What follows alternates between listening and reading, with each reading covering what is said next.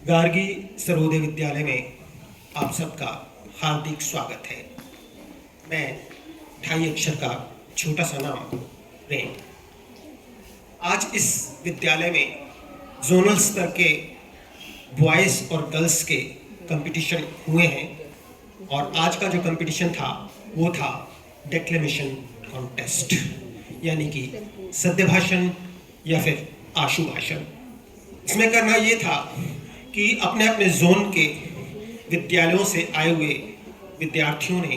चाहे वो बॉयज़ हों या गर्ल्स, उनको हमने 4 मिनट देने थे और साथ ही एक विषय की पर्ची देनी थी जिस पर हमें तत्काल उनके रिएक्शन, उनके विचार और उनकी मानसिकता का पता चले। अब से थोड़ी देर पहले ही जो सेशन समाप्त हुआ वो गर्ल्स का सेशन था, जिसके अंदर गर्ल्स ने अपनी बहुत अच्छी परफॉर्मेंस दी और उसके बारे में मेरे सहयोगी मित्र और आज के निर्णायक श्री राकेश चांदा ने अपने बहुत ही अच्छे विचार प्रस्तुत किए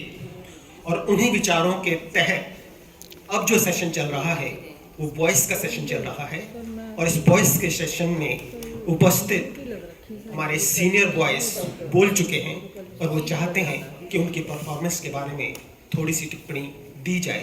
ताकि आगे के लिए उनकी परफॉर्मेंस पर असर पड़े और वो और अच्छे से आगे जब वो कॉलेज में जाएंगे या फिर और बड़े मंचों पर जाएंगे तो अपने विचार व्यक्त कर पाएंगे। तो सुबह के सेशन में तो हमने ये देखा था कि जूनियर जो गर्ल्स थी उनकी परफॉर्मेंस काफ़ी अच्छी रही थी और उन्होंने बिल्कुल बेधड़क होकर और बहुत अच्छे से विषयों को पकड़कर बोला था। और आज के सेशन में मैं इस समय के सेशन में जो कि बॉयज़ का सेशन चल रहा है और जिसमें से सीनियर बॉयज़ बोल चुके हैं, मैं दावे के साथ कह सकता हूँ कि हमारे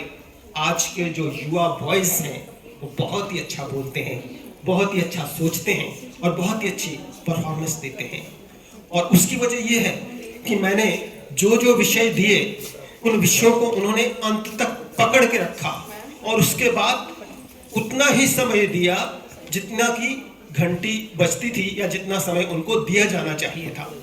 और उसके बाद भी उन्होंने अपने निजी तौर पर भी अपने ये वाले विचार प्रस्तुत किए कि मुझे इन चीज़ों का शौक़ है। मान लीजिए कि मुझे विवेकानंद की जीवनियाँ पढ़ने का शौक़ है या मुझे महात्मा गांधी की जीवनी पढ़ने का शौक़ है या मुझे एक अच्छे महापुरुषों की जीवनियों को अपने जीवन में उतारने का शौक़ है या मुझे अपने शिक्षकों से बहुत अधिक लगाव है या मुझे अपने माता पिता से बहुत अधिक लगाव है या मैं सच में कुछ बनना चाहता हूँ या मैं मीडिया का समर्थक होते हुए भी, मीडिया में रहते हुए भी मीडिया से दूर रहना चाहता हूँ क्योंकि मीडिया में कुछ बुराइयां हैं। इस तरह से जब एक मौलिक चिंतन बच्चे के भाव में परिपक्व हो जाता है तो वही हमारे आशु भाषणों की